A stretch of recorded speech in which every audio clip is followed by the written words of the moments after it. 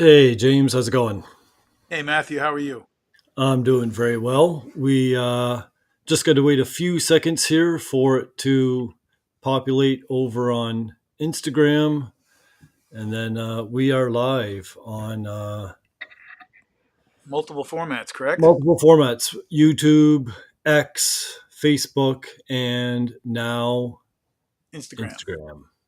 Good. So we are good to go. Very good. So I wanted to hop on and do a quick live today. Kind of just discussing the attributes of Odies, the versatility of Odies, and something that we've been talking about recently is Odies being the structural finish. And I wanted to discuss with you about exactly what that means so we can educate our customers on what sets Odies apart from the other finishes in the market today. Okay. So, yeah, So one of the things that we've come across in the industry is there are so many products out there, and a lot of them are all like Me Too products. Yeah, me too, me too, me too. And it's kind of interesting because they're all pretty much floating in the same paradigm, and we talk about this a lot. Most of them are film forming finishes. They're married to the film forming finish paradigm, and and then we have some oils out there, but most of the oils are largely film forming finishes as well. They're yeah, really polyurethanes, as we talk about that often. Um, Odie's, when it comes to Odie's is a very different animal. We are definitely not a film forming finish. Um, and what sets us apart from everything else is we are actually a cross-linking finish. We cross-link and link to the media the oil is applied to. This is why we're able to be used on so many different surfaces. And we don't know of any other finishes that actually do what we do. no, And what we really are is a structural finish. Our product literally becomes part of the structure of the wood or the molecules of the wood, not just linking onto the surface of the wood and living there and becoming a part of the top area, the upper cellulose or the upper surface of the wood above sitting above the wood, okay, or sticking to the wood or actually bonding inside the scratch pattern of the sanding, or whatever surface preparations they did to it. Our product actually cross links to the molecules of the medium it's applied to. And when people think, what does cross linking mean? The molecules literally have like little hooks on them, and this is where the molecules will join with the oil itself. And the actual structure of our oil is like a mesh, and it will link on all sides of the molecule. So what it winds up being part of the structure of the medium you apply it to. This is why our product can be used on steel. This is why our product can be used on wood. It's great on wood. Actually, wood's probably one of the easiest things to put it on. This is why our product really works well on concrete. Our entire facility here is 20,000 square feet interior. In the production facility, part of the facility is 20,000 square feet, completely covered and finished with Odie's oil. And I used the wrong term there. Covered is really not the right term for it. It's been stabilized and finished and densified with Odie's oil. And the Odie's oil itself bonds to the concrete molecules and becomes part of the structure. We recently, about 3 weeks ago, we had a major flood in here. The water line broke. We had the lightning struck our well and blew the water line. Actually, blew out the computer in the well and sent, I don't know, 250 to 300 psi of water to the building and blew the water line in here. And we came in the morning and there was 2 inches of water on the floor, and we had was like a pressure wash, a pressure nozzle of water shooting into the building. Cleaned up the building. Took us a few days to get all the water out of the building, and the floors are fantastic. They're still perfect. They still look great. You can't hurt it. You can't disconnect it from the concrete itself. If this was a film forming finish like the other finishes out there, the water would have got under the finish in some areas and therefore lifted and separated from the concrete. And this is when you see these hazy, white, cloudy looking areas and finishes where it looks like it's separated. It's called delamination. And that's where the finish will delaminate. Water, moisture, um, hydrostatic pressure, all that will actually separate a finish from a surface. In the case of Odie's, because Odie's is structural, it can't separate. It has to be abraded off. That's the only way to get the finish off. Often we get phone calls or emails for questions from people on I messed up I put my Odie's on and I used the wrong color, or I messed this up or I did that, or I decided I want to use the dark. How do I sand it off? Or sometimes people just don't understand how to use it. They use it the wrong way and they want to figure out how to sand it off because they screwed it up. And not sand it off, how to get it off. How do I get it off? Can I just use your solvent? Is there a stripper that can take it off? There isn't. No. There is no stripper. There's no solvent that's going to take it off. You literally, if you want to get it off, you got to sand it off. You have to remove the medium itself because the oil is. I think it's really important for people to understand that what cross-linking and the molecular bond means, like that the molecules of the oil are cross-linking and grabbing onto and becoming a part of the molecules of the medium itself. The only way to get rid of the finish is to get rid of the medium because it has become harmonious with Yeah, one with that, and that's what becomes part of the structure, being the structural finish. It's that's a structural finish. But there are other oils that will get into things and reside there and be hard to sand off. And they're not necessarily structural finishes. They actually will eventually let go. They can be washed away, worn away, yeah. pressure washed off. In the case of a lot of deck finishes, they tell you to go out there and use their wood bleach to clean the deck and get the finish off and then refinish it. That doesn't work with Odie's. It doesn't work. Actually, with Odie's, the good thing is all you got to do is put another coat on. That's it. It's going to Yeah. refresh your deck, and your deck's going to look fantastic again. Um, it, we are a different animal than the rest of them. And so that when we say structural, we mean it's literally cross-linking to the medium it's applied to. It becomes part of the structure that you apply to. It literally is the structure. It molds one with the structure.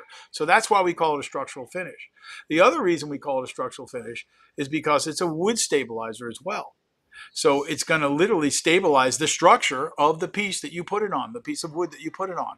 It'll keep the wood from moving, expanding, and contracting. It does fill up the pores of the wood as well, so moisture can't get in. And if moisture, it will come in, but it will come in very slowly and it will come in evenly. Okay, moisture can actually get out of the surface, but it'll come out evenly And because and it. and and why is that? Just so people really understand, like let's say you have a wide plank floor, you have varying densities in your wood and different grains and all kinds of things. Mhm. And now that you have the surface, kind of impregnated with oil, it's cross-linked and bonded and cured within the wood. You know, I know this because we've talked about it before, but for our listeners, So it's in the con, densifying those soft spots of the wood and evening the density of the wood fibers out with the hard spots as well, and thus makes moisture wick in and wick out at an even rate. It right. helps reduce any kind of twisting and warping because now you're kind of solidifying the board evenly throughout the entire surface. What most people don't realize is a piece of wood. It was a living thing. Everybody understands wood comes out of trees, and a tree was a living thing. But it's just like us. We have tight muscles, and we have a tight muscle, or you have a tight muscle in your leg. Your quadricep might be tight on the left side, or the inner quad might be tight. And what happens? What does it do? It throws your kneecap off because it starts pulling on your bone on your kneecap, and it starts pulling and it shifts it off, and now you got a knee problem, right? Or if you got a tight muscle in your back gets thrown at it. Most everybody watching probably can relate to this. You got a tight muscle in your back, throws your back out. You're in trouble. You got to go to the masseuse or the chiropractor. You got to take a muscle relaxer to get that muscle to relax so that it evens back out. So if your muscles are out of whack, it's going to throw your body off, right? Now you want to twist it up. Well, it's the same thing with a piece of wood. Mm-hmm. A piece of wood, they call, you got a knot in my back, and my back went out. Well, wood has knots, right? They actually use the term knot in my back. I got a knot in my back. A muscle's a knot. Well, a piece of wood's got a knot in it, right? Well, that knot in that piece of wood is a very tense part of that piece of wood. Usually knots are very dense. So it's a more dense part of the wood. So it's actually a knot. So what happens is that area is going to absorb moisture and water at a different rate than an area where you have open soft grain, where you don't have knots, where you might have flat grain, where you might have, vertical grain. So what happens is those areas, some areas are a little looser. They got less water or more moisture. They can absorb moisture at a different rate or let moisture off at a different rate. But when you put Odies on as a finish, what it does is it soaks into the wood. In the absence of solvents, there's no solvents in the finish. That's So important. what happens is the finish actually densifies the wood. Now that's a term that comes from concrete. They put a densifier down, right? Well, it'll densify the wood. When we mean it densifies the wood, it densifies it evenly. So now the soft areas of the wood are just as tight and filled up as the denser knot areas of the wood. So now you got an even density. So now you got more of an even playing field. So now that knot becomes more irrelevant. It becomes basically irrelevant in some aspects, where the wood will keep the wood from moving. So now when you get moisture transference in, more moisture coming out or going in, the piece of wood's going to not move at different rates in different areas. And that's why you'll see a board where after you have a flood or you get water on a piece of wood, you see it twist. One side comes up and twists up. It's like, why the hell did that happen? Oh my God, Where you see all of us have seen a piece of plywood or a piece of wood on the ground that's all twisted and warped. It's because the moisture got in at a different rate. The ends of the wood absorb moisture quicker than the middle of the piece of wood. It's the same reason why, when you build a deck, and most people might not know this, when you build a deck or you cut the boards to put your deck in, you put wax on the ends of the boards. Or even in the lumber industry, we wax the ends of the boards. Everybody's probably seen a piece of, 2x4s or hardwood lumber at the hardwood lumber yard, where the ends of the boards are green or red or blue, whatever, or yellow, whatever it may be. That's a wax. Or a paint. It's a wax type of paint. They'll paint that wax on the ends of the boards so that the moisture doesn't come out the ends too quick, because the ends of the boards, that's the open cellulose fiber of the woods, like straws. That's where the moisture goes out and comes in very quickly. It's going to go out in and out quicker on the ends than it does in the surface. So when you're finishing something with Odies, you're essentially doing pretty much the same thing as when they're doing when they're waxing the ends of the boards or painting an oil or whatever it may be with almost no solvent in on the ends of the boards. And they put caking on. But when you put it on Odie's, a piece of furniture or a floor on the surface, you're essentially doing the same thing. You're sealing up that wood fiber, so moisture when it goes in or comes out, it has to go in evenly or come out evenly. So that's what we mean by densifying. I hope that's clear. Do you understand what I'm saying, Matthew? Do you want to elaborate a little more? Yeah, no, I think that sums it up for very, very well. So most finishes out there are about 70% solvents. Well, the general nature of a solvent, it evaporates. It It evaporates, evaporates. and Water's it a solvent.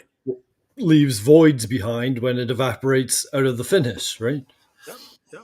So now the problem with those finishes, the areas where you had a knot, yeah, they may be finished and sealed up because you only needed 30% oil there or finish there. In the area where it's porous and more open grain and not so dense fiber, it's got a big void. So now that piece of wood is not really stabilized. That's why a lot of finishes fail in that area. This is what enabled me in the past to make floors like the ones you see above. That was my showroom, one of my old showrooms. And, that gentleman in the foreground was a friend of mine, Chuck. He's passed away. He was a really nice fellow. But that display he's looking at, that's got planks in it up to 20 inches wide. Up to 20 inches wide. And that display just sat up against the wall. It's not even fastened together. Those planks would just click together. And it sat there for years. And no issues. And I've got floors all over the country 20-inch wide Ipe floors. Brazilian. That's right there. He's touching a up. I think that's a 20-inch wide. Those planks, the widest ones in there are 20, 22 inches wide. Brazilian cherry, Jatobá. Super dense wood. A lot of the exotics. A lot of people think exotics are not stable. They are very stable if you know how to treat them. Now that was my specialty back in the day. Was exotics. The planks in the foreground, and that are Santos mahogany. And there's some big planks in The, there too. That was up to about 19 inches, some of those.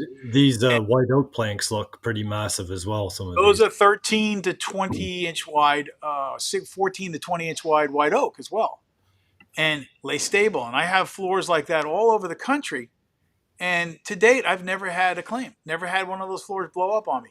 And that is because of the stabilization products of Odie's.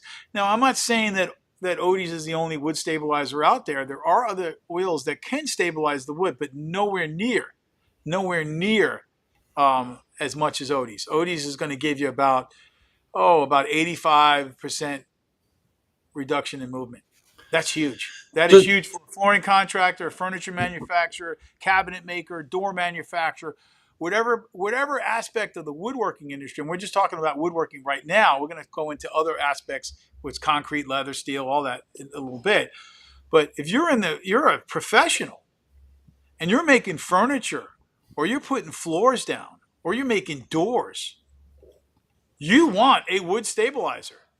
You want a finish like ours, and we're the only one out there that does this. There's no other finish that can say this. And that is not just because we're the lack of solvents. It is also because we become part of the structure of the wood. We cross-link on a molecular level. And that, in turn, makes it even the most amazing stabilizer out there. That these planks will not move. These tables do not move. You'll get a small amount of movement, but I've really, in my entire woodworking career, which spans several decades, okay, I've never, ever had issues with movement. I even made mistakes back in my early years, and I didn't have issues with movement. And that's the beauty of it. And wood, just amazing. Now, how is a wood finish used on leather? Because we are a structural finish. You can take our finish and put it on a piece of leather, restore a piece of leather or protect your leather, because it literally cross-links to the leather itself and becomes part of leather. Now, what is it going to stiffen my leather up? No, because it cross-links on the molecular level, takes on the form of the leather, so it still stays soft and supple. yeah. On wood, it literally will densify the wood, make the wood harder, becomes part of the structure of the wood, and it actually takes on the form of the wood. But if you That let our finish sit on a piece of glass, hold on a second, Matthew. I want to really drive this structural finish part home. If you put it on a piece of glass, there's a silly test that the film forming industry had came up with, and the film forming finish is such a fraud. It's unbelievable. And they came up with these silly tests where they put the finish on a piece of glass to see how hard it cures on the piece of glass.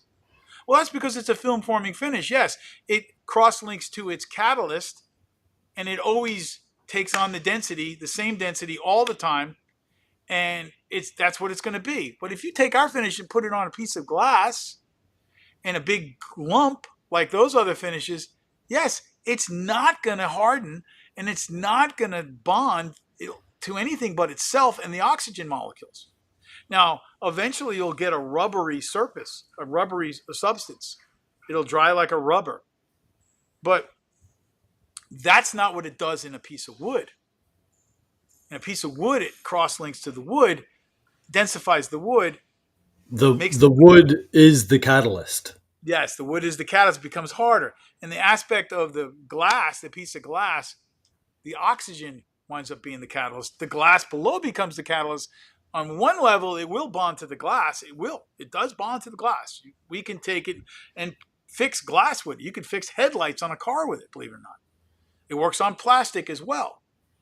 But the interesting thing is, the film forming industry, when we first started putting it out to the public, I had companies calling, oh, we're going to put it through the glass test and see how hard it is.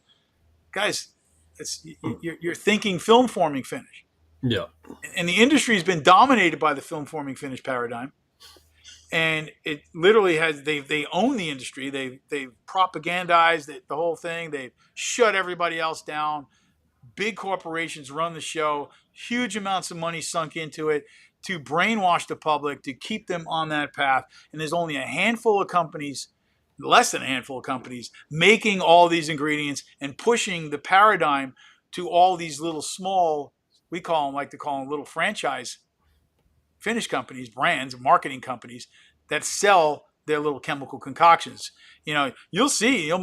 It's interesting that Europe is really like dominated with it. There'll be one sort of special type of company in each country. Germany's got these guys. This one, France has got this one. This one's got that. This one's got, and it's funny. They're all the same formulas. It's all the same crap. Yep. So, and even when it comes into the hard wax oil paradigm, which we kind of want to disassociate ourselves with, we really are the true hard wax oil. But every single company out there is calling themselves a hard wax oil when they're really a polyurethane. So, to differentiate ourselves from everybody else, we had to talk about what we really are. And what we really are is a structural finish. Or we could say we're a structural hard wax oil, but we really are a structural finish. They cannot call themselves that. No. And this is the message we need to get across to the public and to the professionals that are using our products. Now, Matthew's got a couple of pictures up there. That's a 2005 Mustang. It was my buddy's. He lives in a condo complex down in Boca Raton, Florida. And he let me drive that car for about a week when I went down to visit, a week or 2 weeks. I actually got in a really bad accident when I was going down there to go visit some friends and do some business. Rolled my truck, rolled the trailer, and thank God I survived. It was a pretty nasty crash, and by the grace of God, I survived it. But my buddy Todd gave me his Mustang to drive around, and it was a nice car, a beautiful car. But it needed some better detailing. Well, I detailed the entire car for him, and that is the seats. And that car looks like brand new, beautiful with Odie's. And that car, he kept that car for another 5 or 6 years, and it sat out in the parking lot in the hot Florida sun along the beach in Boca Raton for 5 years, and he never had to redo it. And it looked that good when he sold the car. Yeah, And it works. It works really so amazing the on so the leather. leather's done, the plastic's done, the shifter's done, the steering wheel's done. Every part of that interior in that car was done except for the carpet. The dashboard was done with Odie's, and the glass we didn't do with Odie's. Obviously, we don't want to smear up the glass. Fantastic. Here you go. Angie Dusa, a customer, saying on Facebook, I did my Jeep interior with Odie's. It was fantastic in capital letters. Yes, it is amazing. I'm Lola. Odie's on leather is fantastic. So this is what it could be. What is that? A motorcycle saddle? That's a motorcycle seat. Yep. Yeah, fantastic. And even And an old leather top on an old vintage antique desk. yep, yep. You know how those get all dried out and cracked, and it replenishes and nourishes the leather, and of course your shoes and boots, and I see guys doing their leather couches and I well like even in my car I do the leather seats and everything in there. So when I made the finish years ago, I formulated it the way I formulated it, and I didn't make it to work on leather. It wasn't something that I was doing. I made it to work on the wood. I also made it to work on the steel. I use it a lot on my steel bases and my table bases, on the hinges, bronze hinges and brass hinges that I did along the gates along the ocean down in South Florida. And that's what I made it for. But over the years, I had multiple customers using it on their leather boots, their belts, waterproofing their boots. Unbelievable. It waterproofs your boots. It makes your boots, the water beads right off. And it makes it easy to clean. So, okay, so that steel base, that is an I-beam, giant I-beam. I think that's a 27 or 28-inch I-beam, 27-inch I-beams. That's what I used to use pretty much because that top is like a 3-inch top. Huge I-beams. They came out of Savannah, Georgia, at a big giant structure, a big building there. And I wire brushed the steel and it looks like polished nickel. And that customer still sends me Christmas cards, or sends me a message. I got a voicemail. Oh, about 2 years ago when the competition tried to cancel me. And it's funny, this guy is like, it was, he didn't even know it. And I was like really pissed off. I about had it. I just like, I'm just done with these guys. And this guy called me up and left me this beautiful message. And he talks about this table. That was a very expensive table back in the day for what it was. I mean, it was $35,000. That table that he paid for that. It's a piece of babinga. It's funny. The angle doesn't show that babinga off, but when you take it from a different angle, it looks like it's a waterfall piece. It's just Waterfall vision. amazingly Yeah, absolutely. beautiful figure, gorgeous. There's some videos of me finishing it online. You can see it, but I like that image because it shows off the steel really well and the top. And the Odies is used on the steel and the top. Now the concrete, I didn't finish that concrete because that's my wood shop down here in Stop Choppy, my other wood shop. Now it does have oil on it from years of use, and that area does, when I clean it up, it looks nice.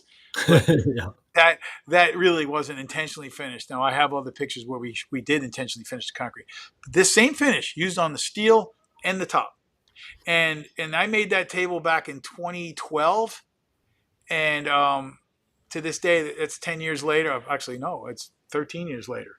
That customer still keeps in touch with me. Interesting guy, very very wealthy billionaire guy, and that table today is very valuable because that piece of babinga is very valuable. That was a 65-inch Yeah. wide piece of wood when it started, and I think that table's 13 feet long. And I think I cut it to be like 50 something, or 48 or 50 inches wide. I have the Absolutely. burls. I still have the burls in my house. His girlfriend had me cut them off. So hold on one second. Tracy has a question from a customer, but I Yes, rather Yep. keep those for later, it, no, Tracy. but But it that's is. okay. It has to do with what you're talking about. They just want you to clarify which Odie's product you used on the leather and the car interior. Odie's oil. Okay. Odie's oil. I just You wanted can to. use other ones. You can use the butter. Works really good on the leather as well. If you have new leather, sometimes I'd like to use the butter. The And then if you have old leather that you want to really restore, the Odie's oil works fantastic. But use very, very Very little, little. Yeah. like a smidgen.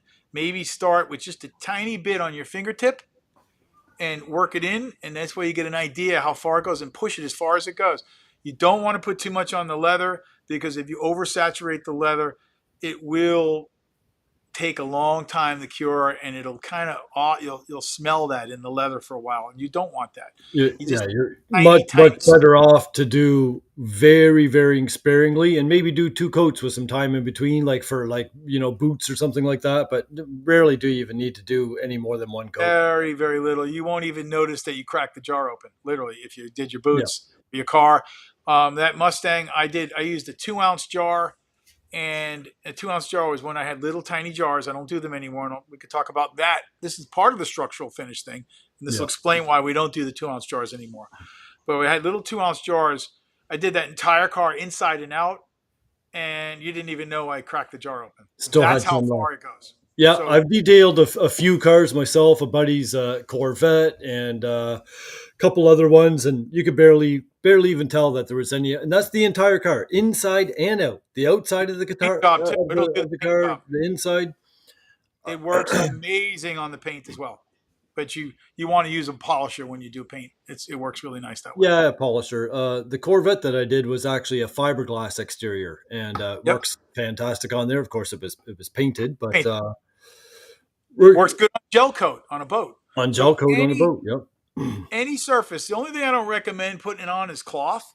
Now you could put it on cloth and it'll waterproof your cloth. It'll work on that, like a canvas jacket or something. But I really don't. I haven't done it.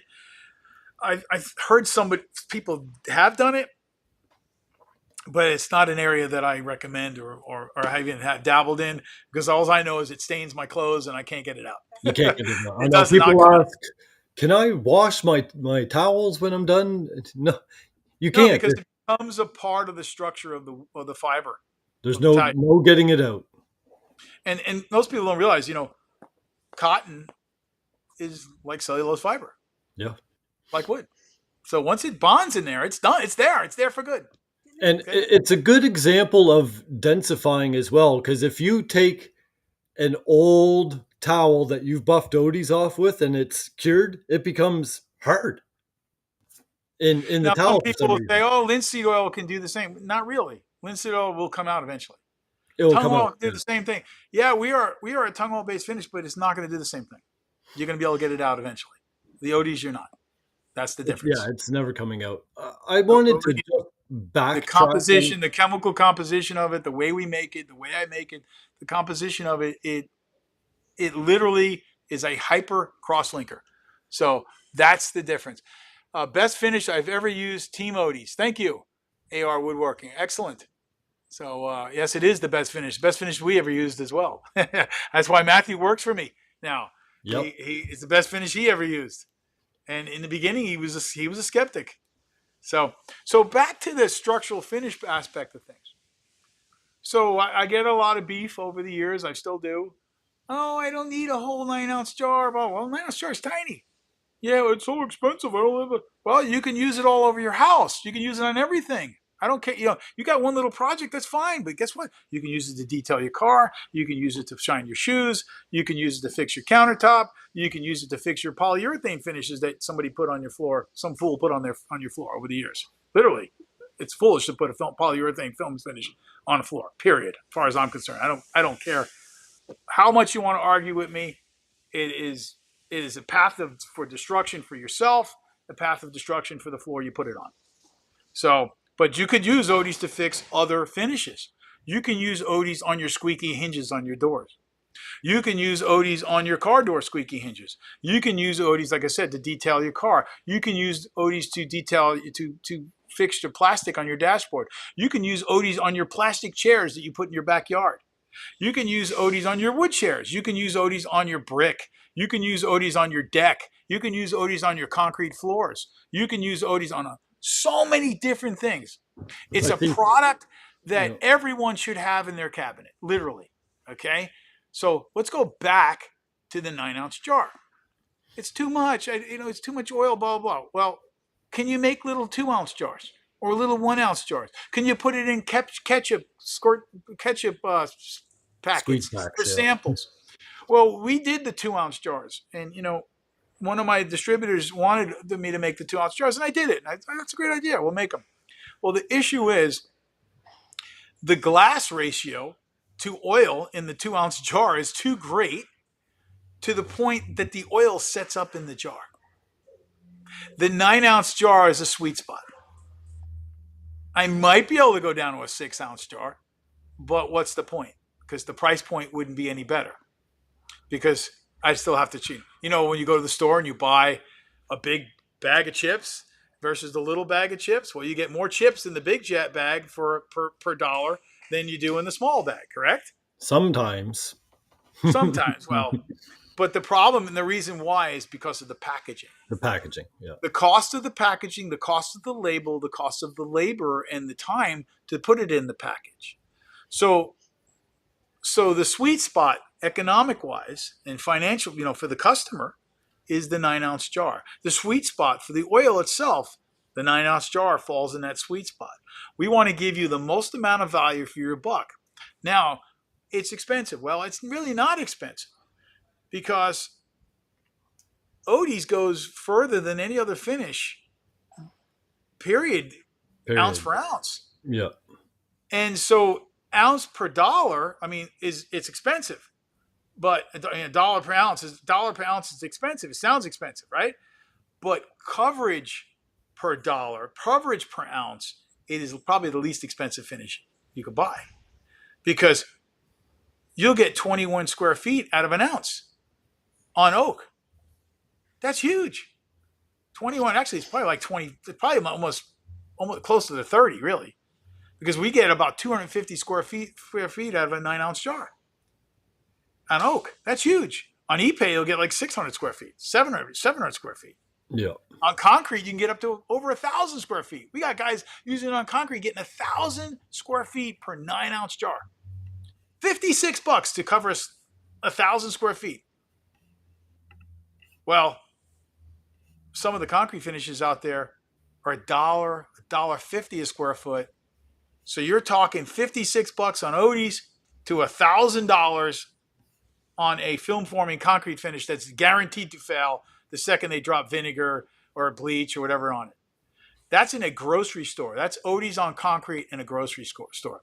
That guy gets 1,000 square feet out of a jar. 1,000 plus, yeah. Me, I'm not a concrete guy. I'm not a concrete polisher. We're lucky we get about 600 square feet. But still, that's crazy. Crazy coverage out of a 9-ounce jar. Huge. So that's over 100 square feet per ounce, man. 1,000 square feet. Yeah, and like you said before, I think if you have a wood turner that's just turning little bowls and stuff, He'll have that jar. You'll have that jar for so long. But like you said, you don't have to use it just for your little wood turning bowls. There's so many uses throughout the household and home and surrounding that you can use it on. So that goes back to the cross-linking and the aggressive cross-linking and structural finish part of things. So now you have a wood turner that has a 9-ounce jar, and let's say he gets 200 bowls out of it, or 150 bowls out of a 9-ounce jar. That's a lot of bowls, right? Yep. Well, let's say the guy, I don't know, it takes me all year to make 150 bowls. Okay, I don't want it to go bad. It's going to go bad. Yes, it will as you start using it and emptying the jar out.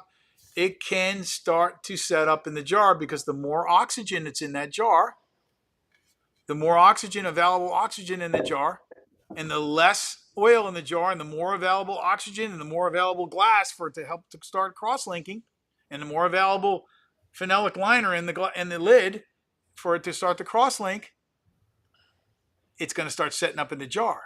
So what we do, and one of the ways that Odie's cures is oxygen, the presence of oxygen and sunlight and light, ultraviolet light. But one of the things you can do is you get what's called Bloxygen. Now, Matthew's going to show the can of Bloxygen. That can of Bloxygen, God, you can use, I don't know how many jars of Odie's oil you can fix with that thing. It's ridiculous. I don't know how much it is out right now. It's on our website. We give it away often for specials. That'll preserve your finish. That is argon gas in the can. I think it's argon and nitrogen in that can, inert gas. You spray it in there. The can feels like it's empty. You can't see the gas. It's heavier than air. It creates a argon gas blanket that sits on top of the oil. Fantastic product. Doesn't allow oxygen to get in there, so it can't initiate cross-linking. With oxygen, it can initiate the curing process, and your oil will stay fresh for years. Indefinitely, pretty much, yeah. Years. We vacuum pack every jar. So if you have a large amount of it on the shelf, it's going to stay good. You can have it for 10 years sitting in a jar because it's vacuum packed. And that jar, the reason I put it in that jar is so it doesn't set up on you so that it lasts longer. Or a 32-ounce bottle, you'll have it for good. I mean, ain't going to hurt it either. So this is the way Odie's works. And like I said, we are truly the only structural finish out there. And look at those concrete floors. That's a grocery store. If you think about what's in a grocery store, what gets spilled on a grocery store every day? Vinegar, ketchup, mustard, wine, alcohol, ammonia, bleach, everything under the sun. We've all been in the grocery stores where you hear them go, clean up on aisle 7. Clean up on aisle 4. You go, you see, oh my God, there's all this crap all over the floor. And people pushing wagons around in there, or carts, whatever you want to call it, buggies in the South, you call them.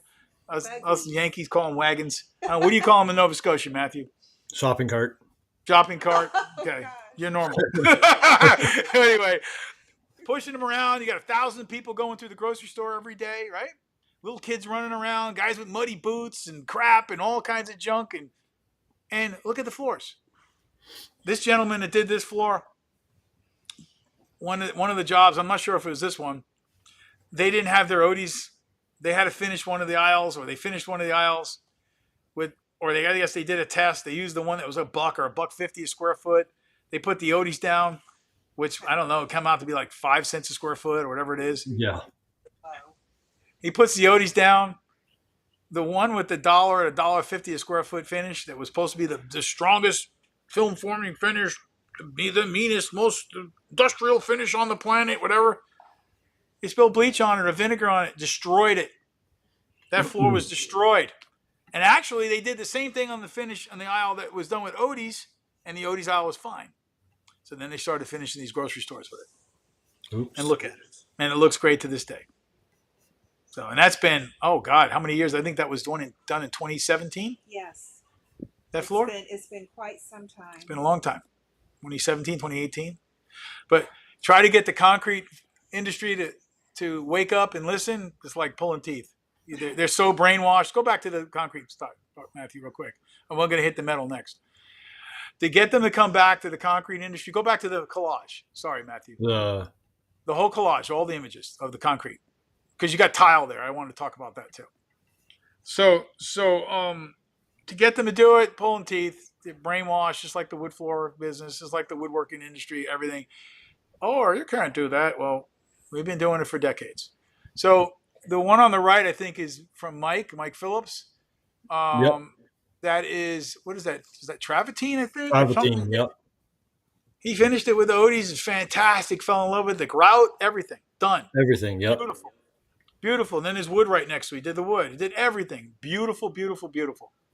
So I've actually had quite a few customers calling lately, finishing their travertine with Odie's. Yeah. I got to do mine in my house.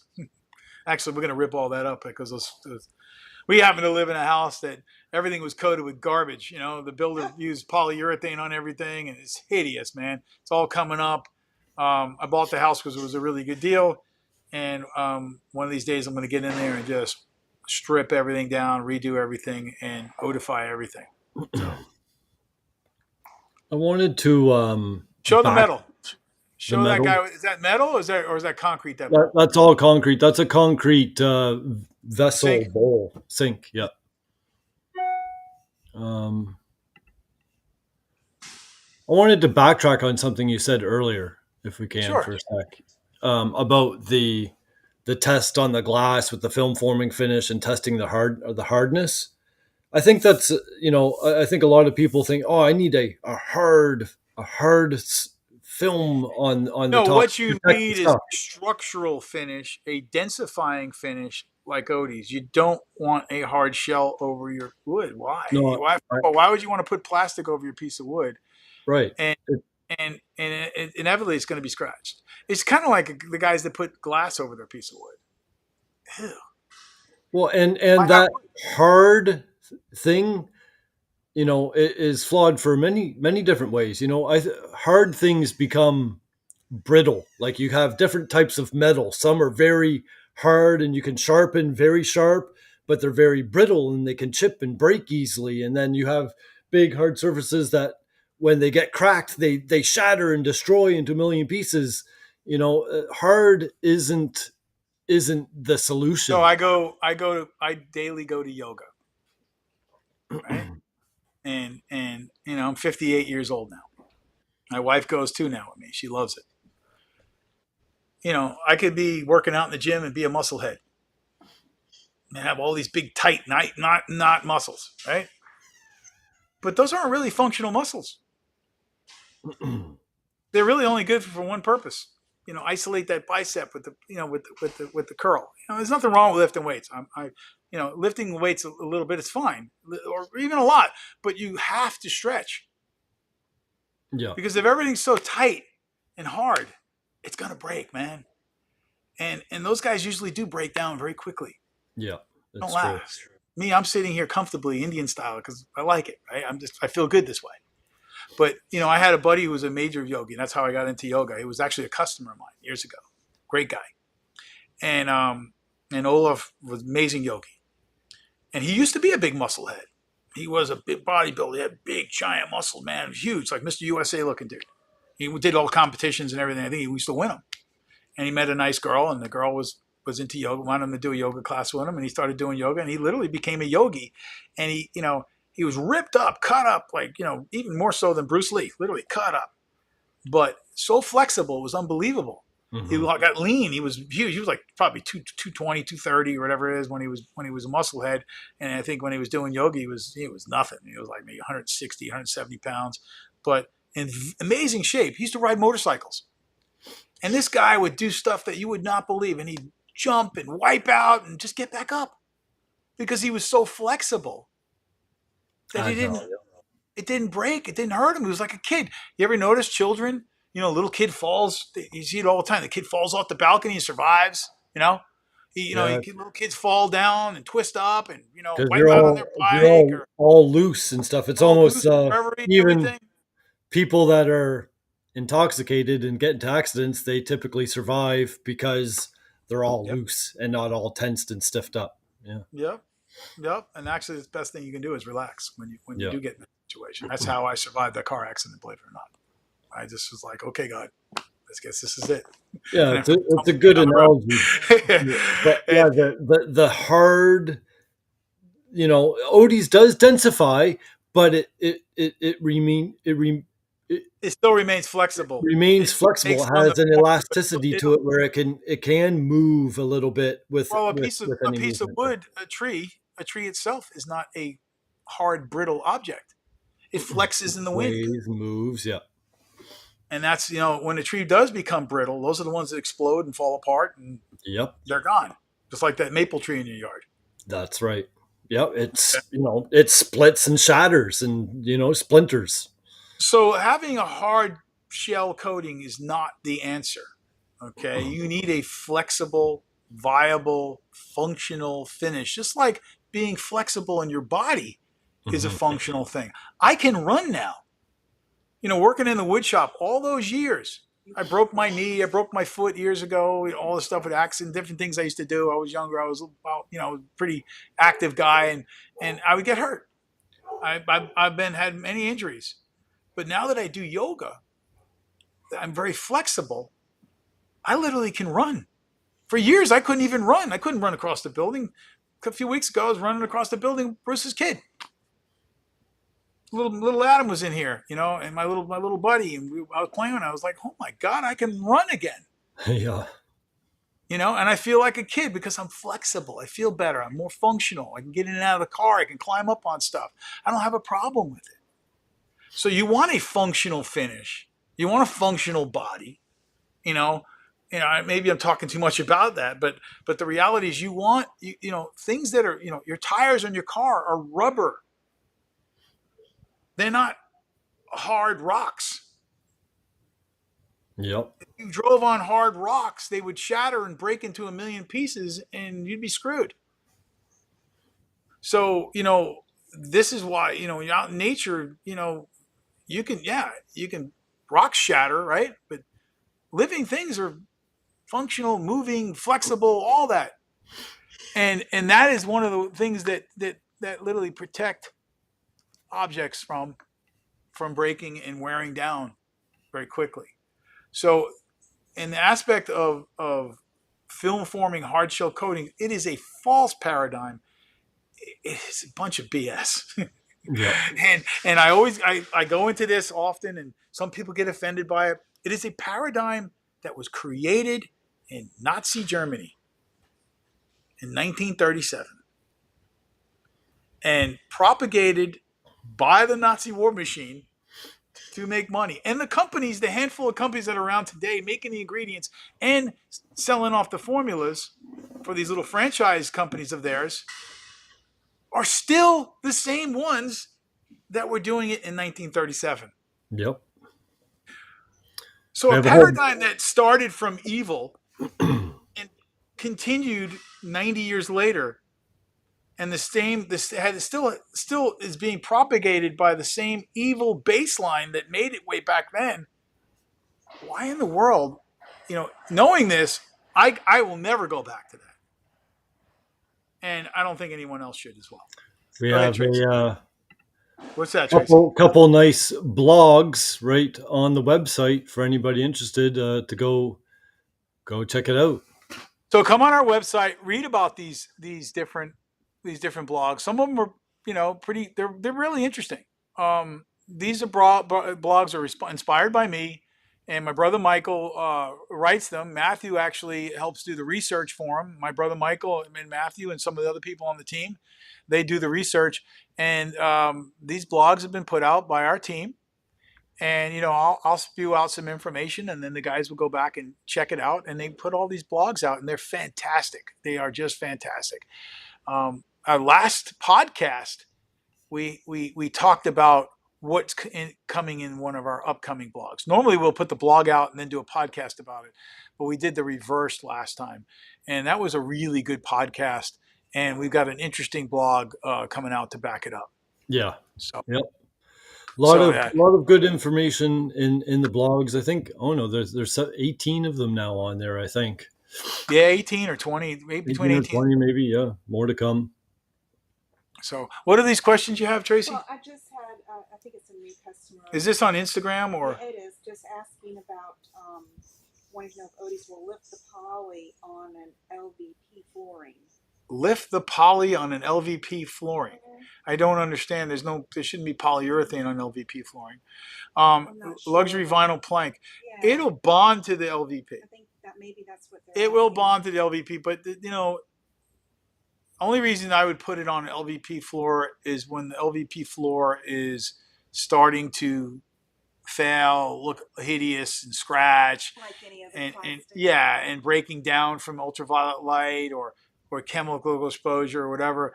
The Odies will get in there, help rejuvenate a little bit, freshen it up, just like it will on a vinyl top on a Jeep. Someone just said they did it on their Jeep. You could use your vinyl top on the Jeep and put Odies on it, or your vinyl seats in your vehicle. So luxury vinyl plank literally is that. It's vinyl. It's vinyl. Yeah, I've seen people do like vinyl hot tub covers and stuff with Odies, and yeah, all that works fantastic. So yes, it'll work fantastic on plastic. It works on pretty much any surface. So it's not going to lift it. It's going to go right over it and repair it then. Well, you're going to use very little. Yeah. Very little. Just a lot less. Than oh my God, on a vinyl floor, you're going to use it like a wax. Okay. And you're going to use very, very little, just a tiny smidgen, and spread it as far as you possibly can while you're working it in. And now there are different applicators and different application techniques for different surfaces. Not every surface, you're not going to use those same application techniques as you would on wood. But, if you have a specific surface that you're looking to finish and you have some questions about it, or you feel uneasy about using a certain thing, how to apply it on, you can contact us and we can help you in the application method for your specific situation. Yeah, send us an email inquiry and we'll be happy to help you out. So we are what we call, like I said, once again, a structural finish. And that is because our product becomes part of the structure that you apply it to, one with it, not sitting on top of it, not separate from it, literally cross-linking to the structure itself, okay, on a molecular level, bonding with it, becoming one with it, taking on the form of it. On concrete, it cures instantaneously. Yeah, and on steel too. I finished. I called you a couple weeks ago. I finished the new steel on my new table saw bed, the cast iron, and I left it on too long, and hard to get off. It was hard to get off. I had to reactivate it and get it off. It set up on the steel very quick. You use just the minute amount, work it in, buff it off right away. And you spill water on that top, it'll bead right off. Yep. Also, it'll help your top slide. Now, the other thing is, a lot of people will say, oh, it's going to make the surface slippery. This was a game that one of the big flooring chemical companies with the little bird on it, their salesman played a game back in 2015, 2016, when we were rising to popularity in the flooring industry. They tried to shut us down, and they out propagandized us. They spent a lot of money trying to keep us out because they knew we were a threat. One of the games they played was they tried to tell people it was going to be slippery because it was so pretty and shiny and smooth looking. Well, the reality is we are not a slippery finish. We are an anti-slip finish. Yep. And the reason being is because we become part of the structure. We're not sitting on the top. Their finish is slippery. Their finish needs additives to make it non-slippery. Yeah. Because their brain is only wrapped around film forming, whether they're hard wax oil or they're polyurethane, water-based polyurethane, or whatever they're using. Those are film forming finishes. They are cross-linking to an isocyanate catalyst or an acrylamide or acrylate catalyst. okay, or maybe a cobalt dry. In their case, that's not the case. They're using isocyanate. So those finishes are slippery, and they'll have to add additives to them. Odie's does not. Our concrete floors are sanded. We ground them to 800 grit in this building. Now that's not a real high grinding concrete, but with Odie's, they're like glass. They're shiny. They're beautiful. I can show them. I could probably Yeah, they look slippery, but they're not. You can get in your sock feet, run and try to slide, and you'll just. We had a flood in here. Well, you pour water on it, you don't slip. We had a flood in here. It was hard. Nobody was slipping. We had water all over the floor for a week. Nobody was slipping. I guess that has something to do as well with that kind The of grocery store you saw. that The worst mesh. possible thing you could do is put a slippery floor in the grocery store. Everybody knows about the old lady who slips in the grocery store and sues the grocery store, right? Well, those floors, I think, are ground to 3,000 grit. Yeah.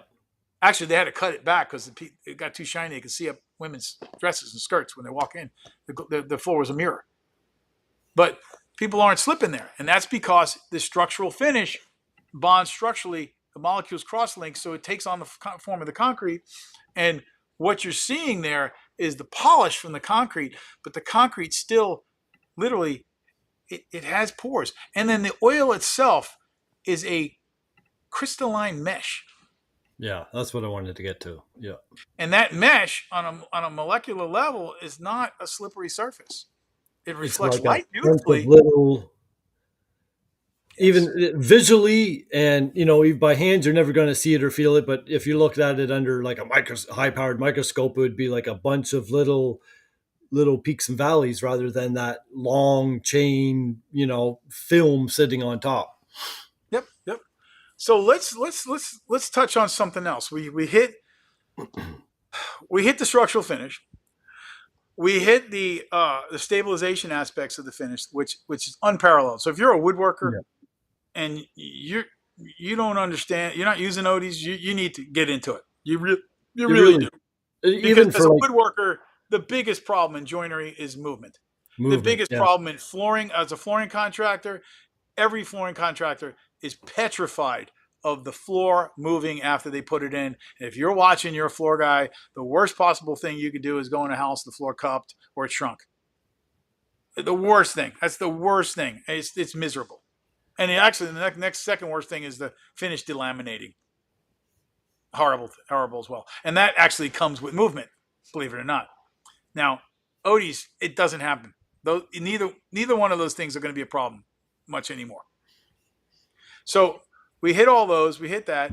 We hit the versatility of it, all the different surfaces it can be used on. And steel, metal, every type of metal you can think of. Every type of plastic you can think of. Every type of wood species you can think of. All the different concretes you can think of. Leather, rubber, plastic, all those different things. Paint, it'll go on paint on an auto. You can put it over your lacquer paint job. You can put it over your clear coat on your car. You can put it over all that. All right. Look at that beautiful chair Matthew made, and what a beautiful finish that is. And he sits in that chair every day. That's in his office. Every day, yep. Most of our old live streams you're rocking in it. It's part of the stability you were talking about. There's a lot of joinery in that chair, and you don't want that chair moving and that all the joinery on that chair is still absolutely perfect. No gaps, no movement, no raised parts or sunken parts. And you live in Nova Scotia. It's with no air conditioning. Nope. With major fluctuations in humidity and heat and dry season. When you're burning your wood burning fire stove, it's dry as a bone in your building. It's and then, right now it's probably humid and wet and sticky. And you're not worried about it. You have all these beautiful pieces finished in there, and they look fantastic. They all look fantastic. We hit these different points. Now, color. One of our competitors calls themselves the king of color. Well, they're the king of bullshit. Okay, so they call themselves a molecular bond. Now they call themselves a cross-linker, like I do. Whatever I say, they all say.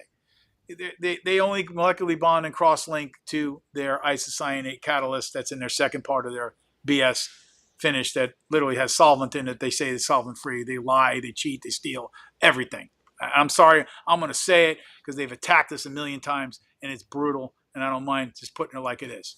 Now, king of color, they're not the king of color. They're the king of bullshit, like I said. You want to call us the king of color? That's great, but whatever. You can make any color you want with Odie's oil. And you don't need a pre-color. You don't need a dye. You don't need all this stuff. You can get a opaque black with Odie's oil. You mix our pigments in the oil, and you put it on properly, you got an opaque black. You can have a matte finish opaque black. You can have a high gloss opaque black in 2 steps. Third step, you can have a super high gloss because you just put another light coat of oil on top. Yep. You can have a opaque red. You can have a transparent. You can have in between. You can have any transparency of a stain from transparent to opaque you want. You can have any shade or color you want. And the beauty of it is you spend 15 minutes understanding how to mix the color into it, and literally you become the king of color yourself. Yeah. You don't need to go to the king of color to spend $280 on one color and then the next color and the next color and the next color. And next thing you know, you're in thousands and thousands and thousands of dollars deep with this fraudulent company. And then you find out later on, guys like Odie's are around where the owner of the company said, you know what, I'm not mixing color in the jar, in the can for the customer and going to rob them and steal from them and treat them like they're stupid. I'm going to give them the ingredients and the different color pigments so they can mix it in the oil at any rate they want and as small as they want or as bit large as they want and save them money. Ultimate control. Difference. And on top of it, our colors are far more potent. We're not using the cheap, how can I say it, tailings from the steel industry. The byproduct, the waste product from the steel industry. We're using the finest pigments, period, that you can get. And that's why we're able to do all these different colors.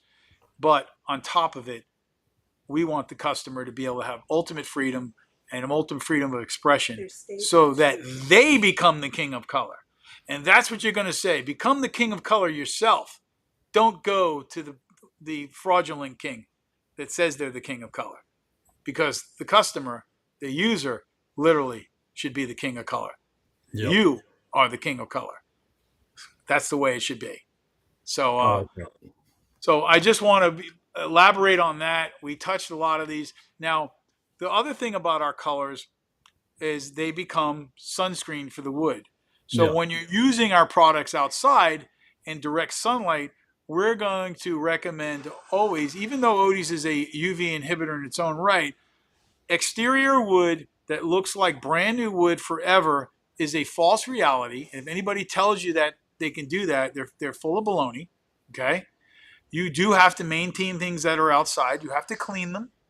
You have to keep them clean because over time, you're going to get pollen and dirt and all kinds of organic material landing on your surface. And then what feeds on organic material? Microorganisms, mold, all that. So if you want to keep your surfaces mold-free, you want to keep your surfaces clean from dirt and debris and organic material. But also, if you want to keep your surfaces fresh and bright and pretty and keep the colors nice and give it the ultimate in UV protection, pigments. You want to add color. The pigments are literally sunscreen for wood. If you really look at sunscreen, well, let's go back to a real simple way of describing it. What do lifeguards used to put on their nose? I used to be a lifeguard many years ago when I was a young man. Zinc oxide. Put zinc oxide on your nose, right? You see the lifeguard with the white on his nose. Well, zinc oxide is a metal, right? So it's oxidized zinc, and that is your sunscreen. Well, titanium oxide is sunscreen. Iron oxide is sunscreen. Oxidized metals, when we say oxide, it is an oxidized metal oxidized completely to its oxidized state where it's not going to break down or corrode any longer. Completely and it is stable. Completely stable. The colors will never fade. So just about every single one of our colors, I can say, will never fade The only one I would think that has the propensity, it may fade. I don't know. I haven't seen it fade yet. Is the blue, because that is made from a rock, laprazite. Now, laprazite is stable, so I don't think it's going to fade, because laprazite is a rock that comes from the ground. Actually, get it from like Afghanistan stuff. It's in the mountains there, in the big tall mountains, and it's blue. It's gorgeous, beautiful. So I don't actually think that's going to fade. But I know that the oxide, the metals, are not going to fade. The iron oxide, the titanium dioxide, all that are not going to fade. So we do have cobalt blue, but it's not really worth the money. It's very expensive. The ultramarine is just as beautiful, if not even more beautiful, and the price point is excellent. So Yeah. So sunscreen for wood, exterior surfaces. Matthew's showing you some really cool surfaces that are exterior. They're all stained. The water's beating off, and it looks amazing. And we have customers telling us all the time. If you pick up the deck stain at the store, you're going to see your deck stain has a color. You'll see Ipe, you'll see redwood, you'll see cedar. Well, really, that's a way for the manufacturer to slip in their sunscreen into the finish. Now, what we're doing is we're allowing you to add as much as you want or as little as you want, and to adjust the color in any direction you want to be. And that's the beauty of it. So you become the colorist. Some people are afraid of that, but there really isn't anything to be afraid of. It is really, really easy. Every one of these photographs, the customer has done it themselves, and we have people showing us stuff all the time. Catalina, our office manager here, has become an expert at color. She loves doing it, and she does a great job. Matthew's become an expert at color. Our Odie's UK distributor, Mark Chalovsky, is amazing with color. I'm sorry, EU. I'm sorry, EU distributor. Our UK guys are excellent with the colors as well. Amazing. Well, Eddie and Haley, just amazing. In the beginnings, I caught a lot of flack. Why can't you just mix the color in? But my own employees drove me crazy. Matthew, you did it for a little while too. And the reality is I stuck to my guns. I said, hell no. No. I want to teach the woodworker, the customer, to be better at their craft. This is something very important. I've always remembered my teachers. The guys that taught me and taught me to be independent, taught me to be, to be a better artist. I'll never forget them. They're really the most important people to me. And sometimes they force me to do things, a certain way that I didn't want to do. Or I was frustrated because it was sounded too hard or too scary. But those are the people I thank. Actually, even when I was an athlete, I was a swimmer. My coaches used to oh my God, swim practice was brutal. It was like torture. I mean, literally, you'd puke sometimes. It was so bad, you get cramps and all kinds of stuff. It was brutal. Hours and hours. We'd swim miles and miles every day. It taught me to be a stronger man. It taught me not to give up. That's why these big companies that used to screw at us all the time, they actually stopped, because I think they're scared now. The ones that would screw at us so hard, so bad, thought I would give up. But I didn't give up because I learned how to be strong. Because I actually did some things that I was scared of at first, or I found really hard. It disciplined me. And they didn't realize that I was a rock, literally, okay, that I wasn't going to move. But the reality is, and I thank my coaches, man, when I swam, I hated them sometimes. I was like, son of a bitch. Now I thank them every day. And some of them have passed away, and I thank them every day. I'll never forget those people. That's why you and I think, became such good friends, Matthew, over the years. Yeah, no, it's very true. I worked with a gentleman, a Chilean guy, and worked with him for a long time. I learned a lot from him. We would have, interns or some young kids that were looking for a summer job and work under Fernando, and some of them left crying. They couldn't. Oh God, I had that in my shop all the time. Yeah, Bruce is downstairs. Bruce is VP of the company because he's the only guy that didn't walk out of the shop literally whimpering. He was tough enough to do it. Yeah. But, him and I got a good bond. We're buddies now, and we understand each other. But like I said, I got you using the colors. Now you're using the colors. Now, holy crap. It took you a while to figure out, but you got them. No, You know, yeah, and I absolutely love them now. I wouldn't go back to any other way. but we've It's done all the empowering hard to work. be in full control, full creative expression, and I get to determine exactly what I'm doing. Now And then you have that a doesn't mean nice the sense of color system is accomplishment hard. after as well. It's like I created that. The color system is not hard. It's No, easy. But we've done all the hard work for you, and we know how to show you what to do. It's so simple. It's a joke. I've got a question about And color. it's literally, if you can mix sugar in your coffee in the morning or cream in your coffee, you can mix pigment into the oil. yeah, It's a teaspoon, dump it in, mix it up. That's it. Go ahead, that's it. Tracy. You got a question? Yeah, I do have one question about colors. What would you use to remove an old 1950s red oak cabinet surface before applying a colored Odie's layer? Or would you just apply it over what's over there after cleaning it with soap and Well, I water? don't know what's on the surface. You'd have to, Yeah, that's a question. It's a good question, but the problem is I don't know what's on that surface. So Need more it, information. it's a polyurethane or a varnish or some film forming finish. You know, it's always best if you can to get that finish off of there. You might have to sand it or braid it. But let's say it's a really special piece and you're afraid of braiding it, and it's antique, whatever it is. You could use the Odies to refresh it like a wax. Now, we'd like to see what the surface is, maybe a picture of it, and we might be able to point you in the right direction. Usually, the Odie's oil is the wear all tell all for those type of surfaces, because that finish is designed to literally cut into other finishes in the surface and literally grab into and cut into so it can cross link, and actually it will clean the surface as well. The Yeah. essential oils in the finish actually work out to be really good at cleaning off old wax and old grime and all that stuff. So it may be a perfect fit for it. It may not be. It depends on what that surface actually looks like. So I hope I answered that question for you. If that finish is starting to delaminate and crack and peel off, you may want to just get that finish off. In some cases, like I used to refinish a lot of doors for people and stuff, and I have to strip all the polyurethane off, and you got some of these doors with little intricate carvings and all that stuff, and there's urethane or varnish in there, and it's hard to get it all off.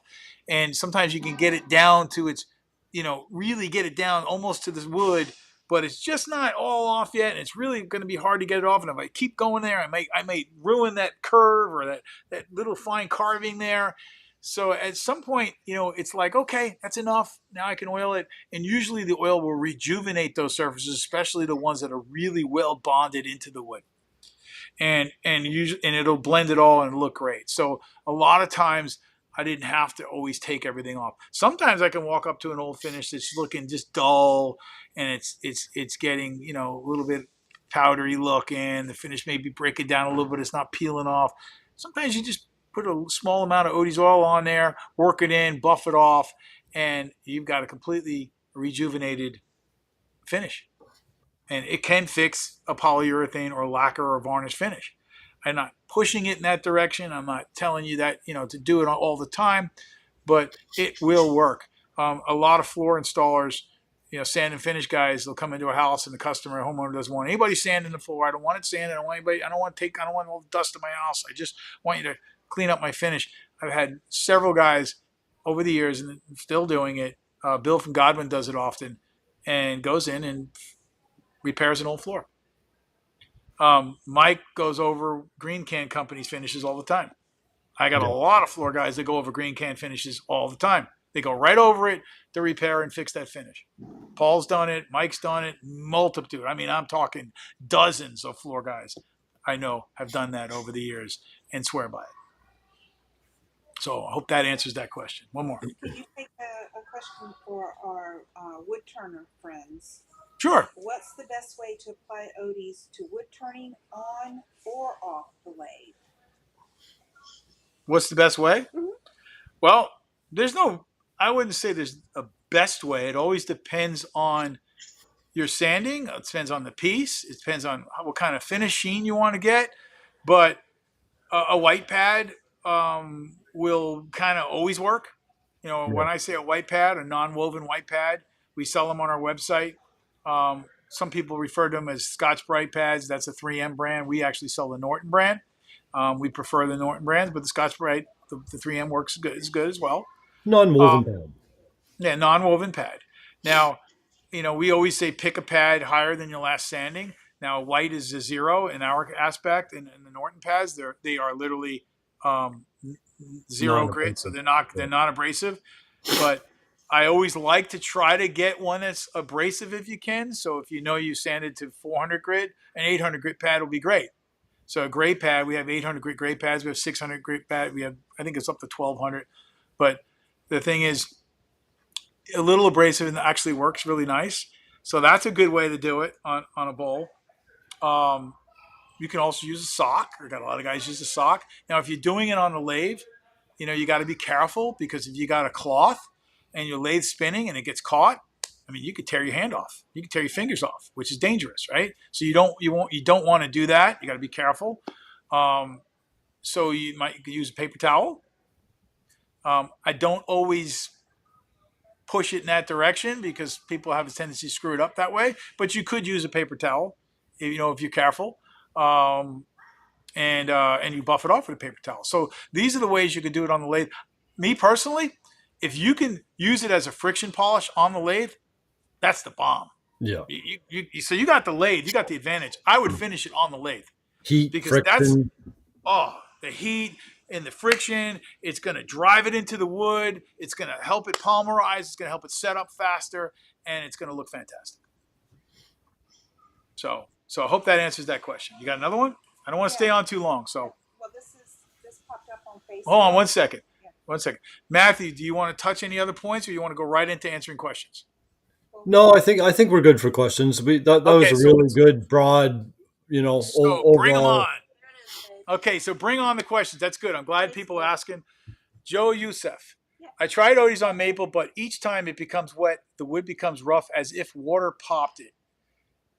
Is it because I sanitate? No, it's not because you sanitate 800. It's because you have finish on the surface.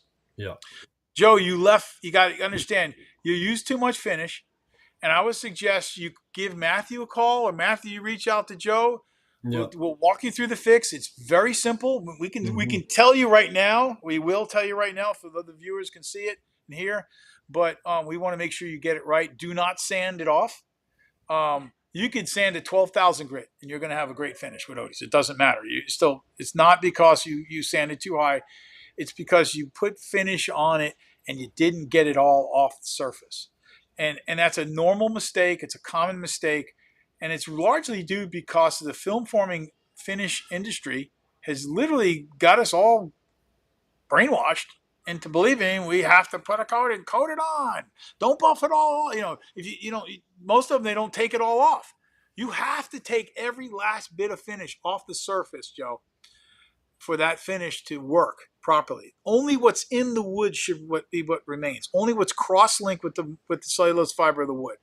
When that finish cured on the surface above the cellulose fiber of the wood, what's happened is the finish cross-linked with with oxygen, and you got it to set up by cross-linking with oxygen, and you essentially created a weak film-forming finish. And when water hit it, it lifts the oil. It fluffed the oil. Yeah. It's kind of it's hard to explain what's really going on, but it looks like a powdery, dull, lifeless, grainy, water popped surface. and that's because you have excess oil there. Okay, so let's go to the fix. Hopefully you understood that. And if you didn't, please interject and write us back. We're going to start doing these on spaces eventually, so we can actually talk to people face to face. Yeah. We're trying to figure out how to do that on Twitter or X, actually on X. So the fix is simple. Literally applying more finish and using a non-woven pad. And what I would do is work in it's my dog Buster. I would work in very, very small, very, very small sections. Tracy, can you call Buster, Here, please? Buster. This is my new buddy here. Oh, he's not new. He's been here with us a year now. He's awesome. Um, very, very small sections. I'd work in maybe 1 square foot at a time right now. Yeah. Okay. So take a very small amount of oil, work it in with the non-woven pad. If you sand it to 800 grit, I would use either our microfine, which is like 1,000 or 1,200 grit, or just use a white pad. Yeah. Work it in with the white pad, loosen up what's there, give it a little pressure, immediately buff off that 1 square foot section. And then look at that finish. And you're going to find that it got like glass. And it's going to look fantastic. It's going to look better. I mean, better than even if you did it right the first time. Because now you got this just nice micro build in there. And that's the fix. And then go on to the next square foot, the next one. Don't go too big. Don't get ahead of yourself. And do not leave the finish on for a long time. This time, what you're doing is you're loosening up what's there and then completely buffing it off. Now, when you buff it off, Joe, don't go anywhere yet. Take it off with a cotton terry towel. By hand. Scrub it off. Scrub it off. And that's the way you should have did it in the first place. And constantly flip your towel to the clean side. So what most of the time gets people into trouble here is they use a buffer and they smear that bonnet around. And all they're doing is smearing the oil around. They're not really getting it off. Or they take the same rag and they just keep smearing it in, and that rag gets loaded up with oil. It's kind of like trying to dry a table with a wet rag. What happens? You're just smearing water around and you're never drying the table off. So you got to constantly make sure you got the dry side of your towel, your paper towel, or your cotton terry towel. Cotton terry towel works really good because it's got a lot of nibs in it. It's aggressive, and it's really highly absorbent. Matthew likes to use paper towels a lot because he understands the finish. And when you start understanding the finish on how much to get off, you can go later on go to paper towels, and it'll work. But a clean cotton terry towel, one that's been washed, don't get one that came out of a rag bag from Home Depot, because sometimes those actually contain mineral oil. For reasons of static electricity in the factory, it stops explosions and fires and all kinds of stuff. I don't want to get too deep into that, but the reality is you want to wash those rags first because you got to get the oil out of them. There might be fractionated coconut oil or mineral oil, whatever it may be in there, and that is not a good thing because the towel is not absorbent.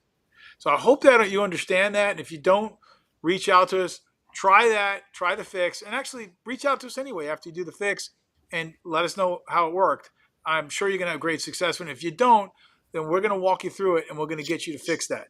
That is literally the only thing you can do wrong when applying Odies is leaving finish on the surface. Using too much in the application. You have an excessive amount of oil unnecessarily there on the surface, and then you don't get it all buffed off. It's common to new people using the finish, and I've walked through many people through this fix coat. Oh yeah, you never hear back from them. It fixes it. The funny thing that is a common issue, and then the other one is my finish dried out. It dried out. It looks the oil evaporated, dried out. It looks dull. It's because they use too much oil, and usually when it cross links with oxygen, it's a sporadic curing, and you can't control how the oxygen's going into the finish. So what happens is you get this dull, lifeless, powdery looking finish. It looks dry. That's because you actually have too much finish there. Not because the finish evaporated and disappeared. It doesn't evaporate. There's nothing to evaporate. The finish is a solid. It stays. And that's the difference. So those are the two things that could go wrong. And the fix is simple. It's the exact same fix I just went over with you. The fix coat. Fine oil, working it with a non-woven pad, scrubbing it off with a cotton terry towel, and making sure that your towel is not oversaturated with oil, and constantly flipping it, and then you'll have an amazing finish. And after that, water can hit it, bead right off, and it'll never hurt it ever. Next question. You got another one? Last question. What would you never use Odies on? My shirt. Something you because it's going to stain it, and it's never going to come out. It doesn't come out. That's it. Clothes. I can't. Thank you, Joe. I don't see anything else. I wouldn't, Yeah. I hate to say this. I got customers that use it on their skin, but I can't say that to use. I can't And their recommend that. mustaches. We went down to the villages down in Orlando years ago. Like many years ago, I would go to the woodturner shows and woodworker clubs and woodturners clubs, and the villages actually has a really nice wood shop. I hope it's still there, and they had a really cool club. And I used to travel a lot and go around. I can't do that anymore. I'm just too busy. Once in a while, I'll do it. I'll do it for friends, or if somebody reaches out to me, or a special thing, I'll do it.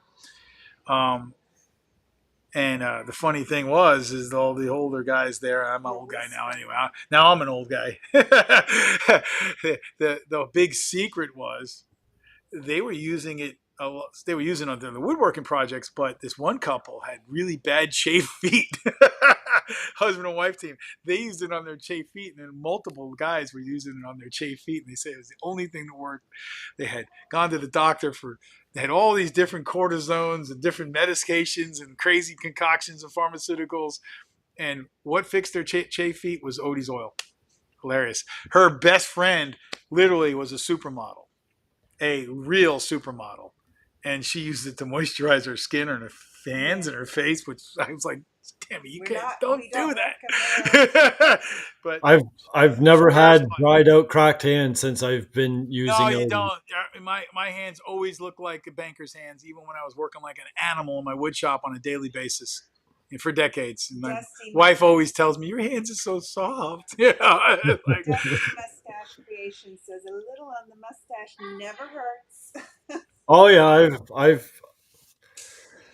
haven't found anything that it doesn't work on, but yeah, why would you want to finish your clothing anyway? But I could definitely see using it on like like a canvas apron or like a canvas type of tarp, like for over your tent. Haven't done it.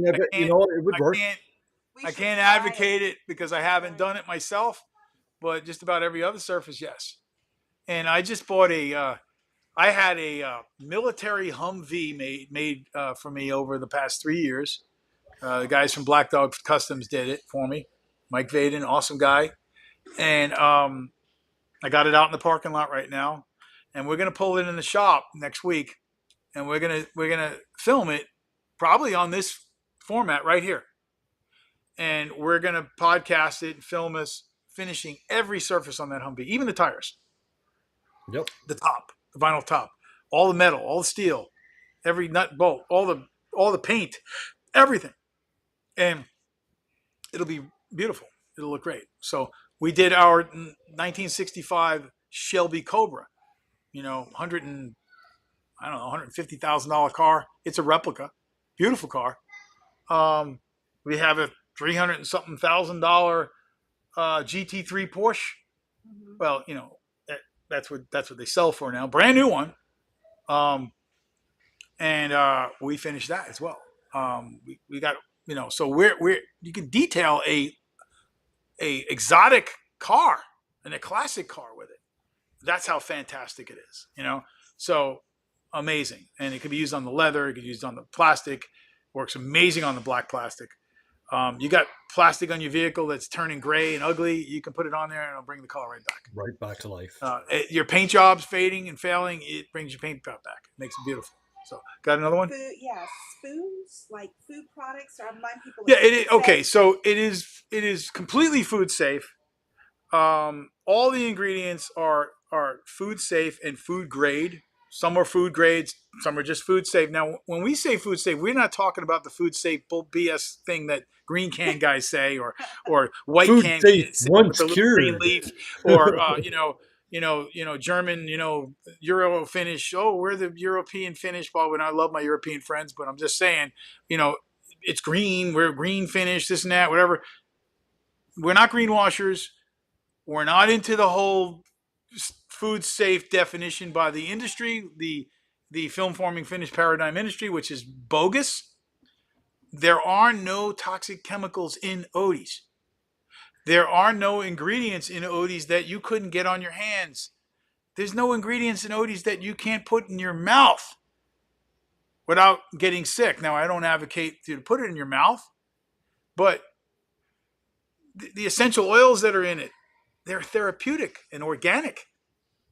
The oils that are in it grow right here on our farm. This is completely food safe in all states. Not after it's cured, before Right it's out of the cured. home. Now, our Odie's UK friends went and got us toy certification. Wonderful. I'm really happy they did it. We could have did that in multiple other certifications years ago.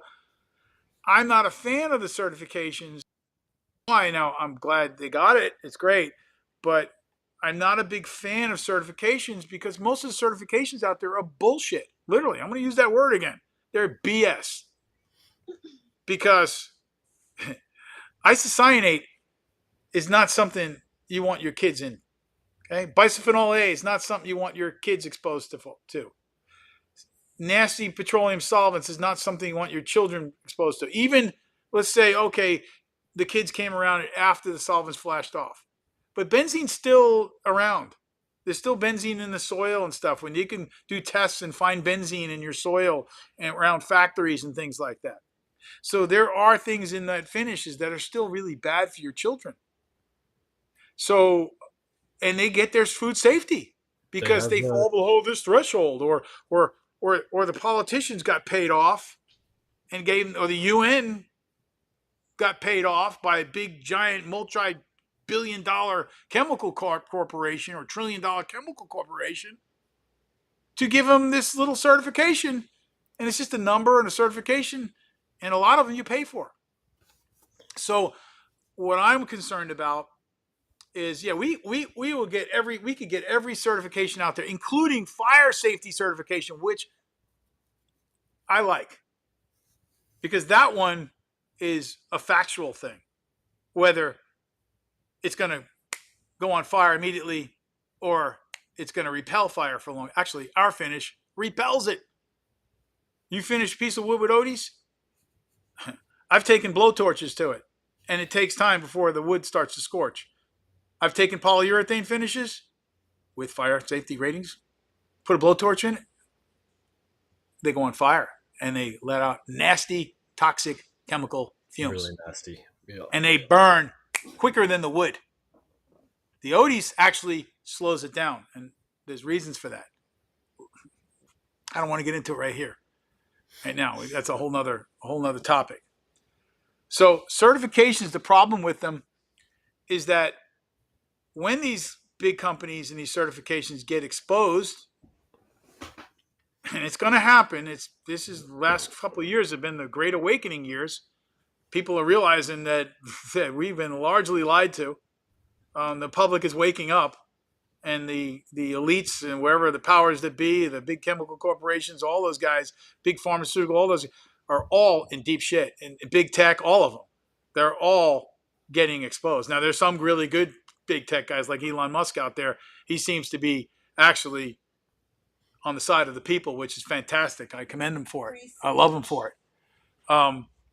But when people start finding out that they've been lied to and duped by food safety, toy safety, all this, and they start finding out there is poisons in these things, they're not going to be happy. And you know what an angry mob does. So an angry mob doesn't just always go after the bad guys. Sometimes innocent people get tied up in it because they may be living next door to the evil, robber baron. And just because you got a big giant mansion you're living in, it doesn't mean you're an evil robber baron, right? So the reality is if I put my name on all these bogus safeties, and when all these guys get into trouble, I don't want to be in that basket. I don't want to be in that basket. So that's why I didn't take advantage of all the safeties out there. And I'm missing out on some things, but I'd rather miss out on a few things than be associated with criminals and liars and thieves and deceivers. Sorry, I don't hang out with bad guys. I don't want to. So that's one of the reasons why we're not big on all these certifications. Toy safety is great. I commend my UK guys for doing it. I love it. They're wonderful. and I want to repay them for their work on doing that, and it's really good that they did. I'm glad they did it, but I'm not going to wear it like a badge because it's a bullshit badge. Some Sorry. some other finishes have that same certifications that contain things we know are bad. Most of the finishes that have it, most of them, not all of them, most of them. Yeah. Green can guys have it. Oh my god. White can guys have it. German company with the little green leaf on their thing. Poison. Okay. I mean, these are the problems. And there's multiple others. And I pick on those two because they're major offenders. They're ones that came after us and played dirty. And fine, Yeah. you want to play dirty, you better be telling the truth because I'm gonna expose your ass. I'm gonna let people know what you really are. So, really appreciate you coming on with me, Matthew. Yeah. Is there anything else you'd like Pleasure to as talk always. about? Tracy's got another question. Redtail83 is just asking how we made out in the hurricane. Hey, thank you. We did great. We did fine. Actually, the hurricane hit east of us, and unfortunately, it hit the same area, pretty close to the same area the last hurricane hit. That was a real doozy that really hurt those people over in Perry and Deagle Beach and Steenhatchee and those areas over there. And they're in really nice areas. Actually, it's funny. It's not funny. We were out actually scalloping there. Bruce and the guys, we went scalloping last summer. And while we were catching scallops, I told the guys, this is where that storm's coming. The storm was out in the Gulf. I said, it's going to come here. And people thought I was crazy, and it actually hit right there. I used to be, years ago, I used to be in that business. I used to make wood shutters, hurricane shutters. I was in the hurricane shutter business. Then I got into making wood shutters. And so I had to learn about hurricane tracking, and I did consulting with gazillionaires down in South Florida, big mansions and stuff. And they used to call me in to hurricane prepare the homes and stuff. So I had a good understanding of that. I just have a little knack for watching the storms, but whatever. Not always right, but pretty often you know where it's going to go. So, and Tallahassee gets spared, thank God. We did well, but the sad truth of the matter is we've had a lot of lightning storms lately, and our water system got hit by lightning. It blew out the computers there, and we still don't have water. And that was after the storm. And it made our building flood because of the water line broke in the building. We're up on a hill, but still our building flooded inside. But we fared well. We actually luckily had very little damage except for the electrical panels and the electrical lines in the floor, and hot water heater blew because of pressure. Concrete floors did great. But our concrete floors and all of our Odie's finished services look fantastic. Actually cleaned the building. Right, Bruce? Bruce is going, yeah, he's happy he cleaned the building for us. Got all the dust. Unfortunately, the fixes were, a lot of money. A lot of money. I mean, the guys out there working on it right now. Any more questions? That's it. Well, thank you for joining. And we're going to try to do this often. Matthew and I are going to try to do this every week. I let him down last week. I wasn't feeling well. I picked up one of the viruses that were going around. Now I'm over it better. So thanks for joining us. We'll be back next week. Yeah, thank you, James, for joining as well. Pleasure as always. Thanks to all the followers that joined, and we'll be back out here next week with some more interesting stuff. If you like the podcast, please like and share. Like and share. Come back to join us. Sign up for notifications on whatever format you may be on.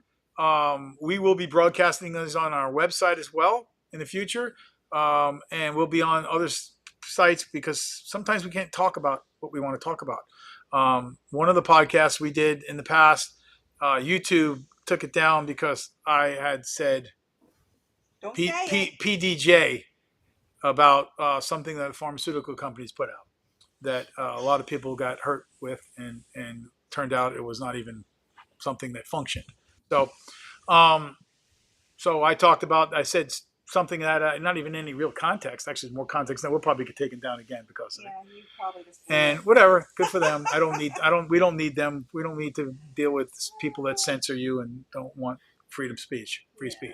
So, but anyway, join us again. And if you have a subject you want us to talk about, or you have a question about, contact us. Drop us a line, and you may just get featured in the next podcast. And thank you for joining. Thanks, Matthew. Thanks. Ciao.